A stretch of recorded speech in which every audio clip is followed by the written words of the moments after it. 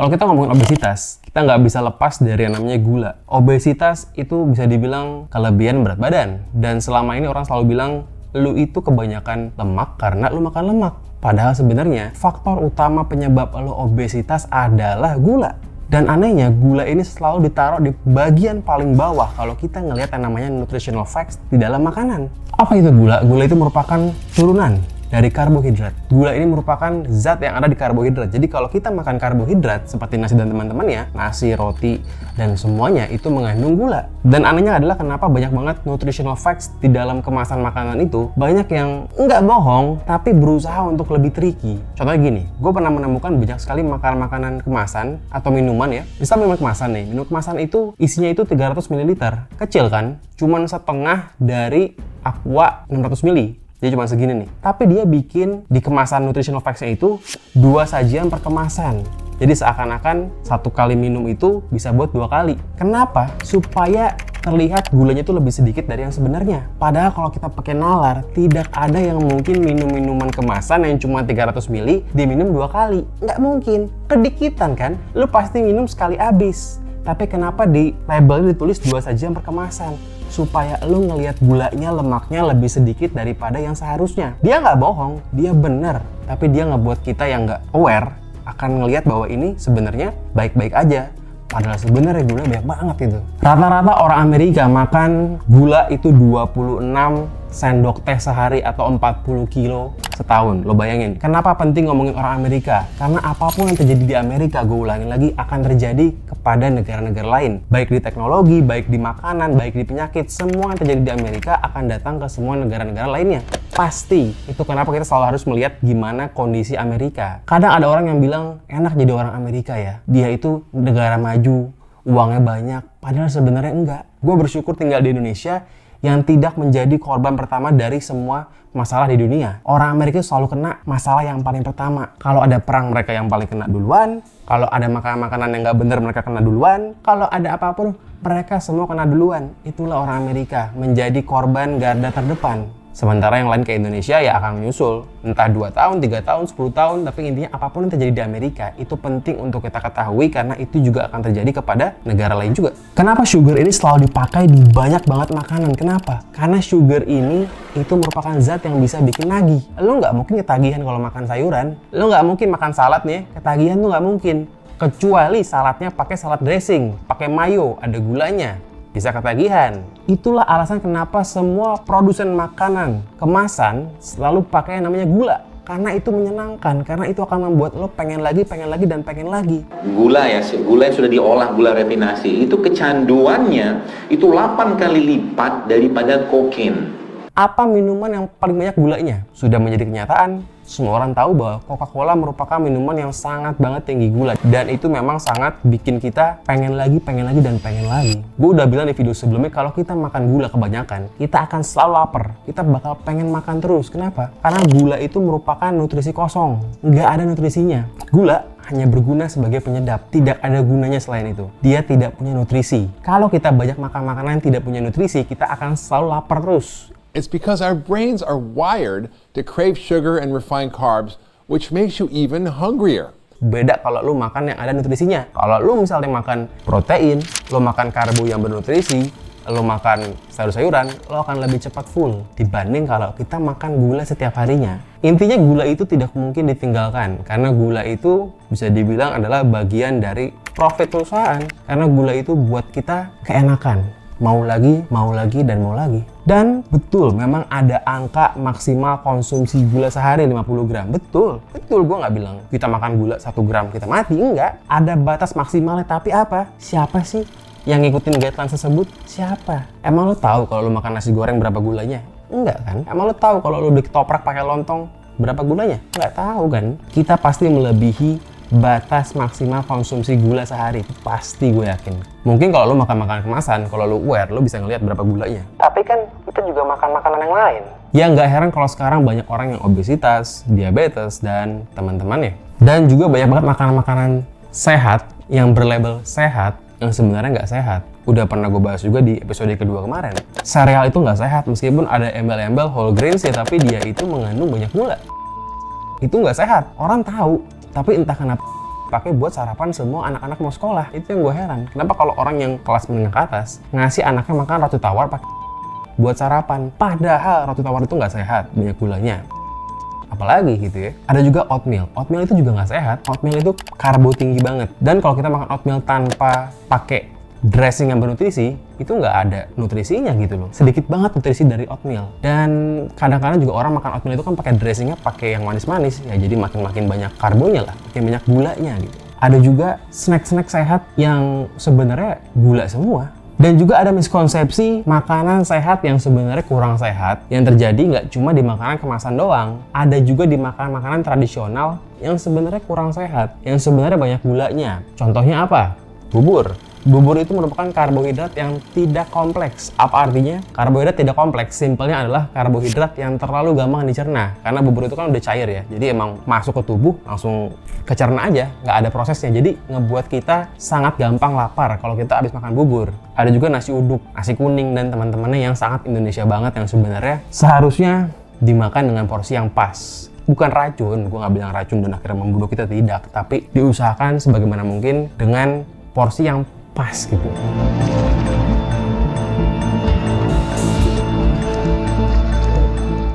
Bayangkan 2 dari 3 orang di Amerika obesitas. Meskipun gue nggak pernah ke Amerika, tapi kalau kita lihat di video-videonya, ya memang sekarang orangnya obes-obes. Obesity is epidemic in the United States and a major cause of death.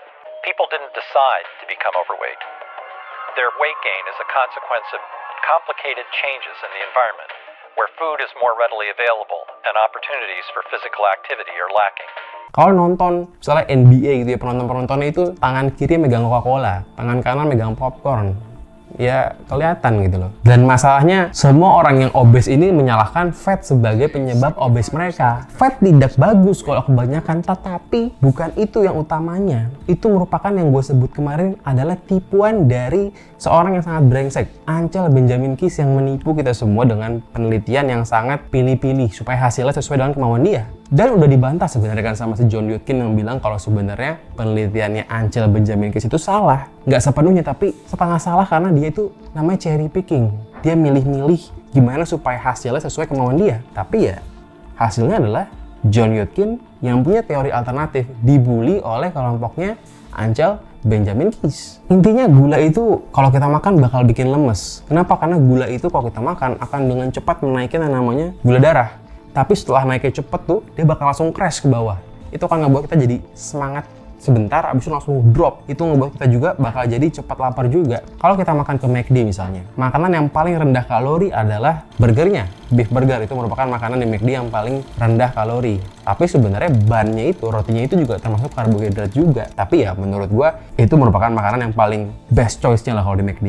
Ya better untuk nggak makan fast food ya. Dan gini juga, sebenarnya selama ini kita selalu menghitung kalori intake untuk kita, misalnya kita mau nurunin berat badan. Padahal sebenarnya menurut dokter gizi, kalori intake itu sudah tidak zaman lagi. Udah nggak relevan untuk kita menggunakan yang namanya kalori in, kalori out. Kenapa?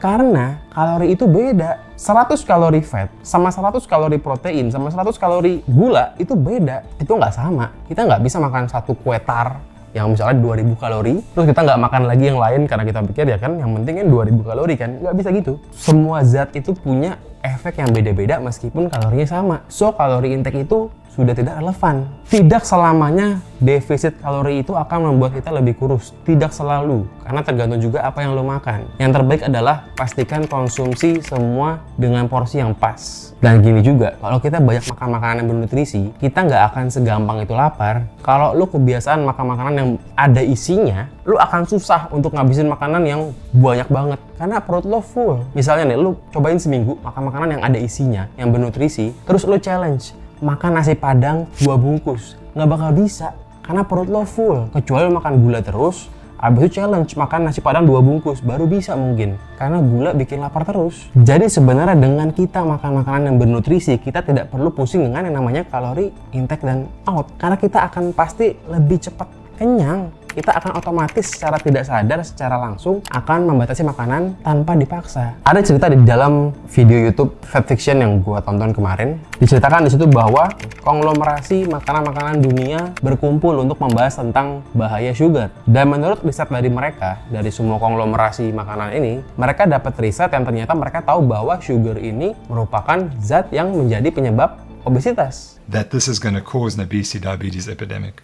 They were warned, but they ignored it. Tapi ya mereka diem aja. Kenapa? Karena mereka nggak bisa stop untuk pakai gula. Karena gula itu merupakan zat yang enak. Penyedap terbaik dalam sejarah umat manusia ya gula. Yang bisa bikin kita mau lagi, dan mau lagi. Kalau tadi dibilang bahwa 2 dari 3 orang Amerika itu obesitas, dan penyebabnya adalah yang utama adalah gula, seharusnya gula ini merupakan pandemi obesitas. Tapi kan tidak ada ya pandemi obesitas. Padahal sebenarnya 2 dari 3 orang Amerika terjangkiti obesitas. Ini lebih tinggi rate infectionnya daripada COVID. Ada hadis Nabi yang bilang kalau kita harus berhenti makan sebelum kenyang. Meskipun hadis ini nggak sahih, tapi sebenarnya kita bisa ambil intinya adalah ya kalau kita makan ya berhentilah sebelum kenyang sebisa mungkin.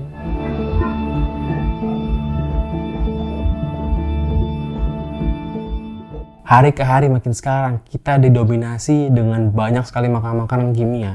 Ada yang bilang makanan terbaik adalah makanan yang tidak punya nutritional facts. Jadi artinya bukan makanan kemasan. Makanan yang terbaik adalah makanan yang kita nggak bisa tahu berapa kalorinya karena kita nggak ada labelnya gitu. Jadi yang terbaik adalah makan makanan yang real food, yang whole food, yang tidak diproses. Apa itu? Contohnya ketoprak, gado-gado, cuman kurangin kacangnya. Nasi goreng juga bisa dibilang sebenarnya whole foods, cuman karbonya kebanyakan. Tapi paling nggak dia whole foods juga meskipun ada kimia dari minyak sayurnya. Tapi itu lebih mendingan menurut gua asal porsinya pas dibanding kita makan makanan yang kaleng-kalengan dan juga instan cepat saji. Gua menjalankan ini 3 bulan terakhir dan gua seneng gitu loh. Gua pengen sehat. Gua kemarin obesitas, gua kegendutan. Sekarang yang udah on the way untuk kembali normal lah. Gua itu pernah cek dulu itu visceral fat gua itu sampai ke 10 karena gue itu kebanyakan diem pas pandemi makan makanan yang benar-benar manis semua dan ya harapannya kedepannya bisa untuk stay di angka yang baik gitu. Kalau gue mau kurus, gue akan diet sendiri atau mungkin gue akan ngajakin lo dengan cara gue bikin produk langsing gue. Kalau gue mau sehat, gue juga akan sehat sendiri. Misi di sini bukan itu. Misi di sini iya lebih kurus, iya lebih sehat, tapi nggak cuma itu. Itu pribadi.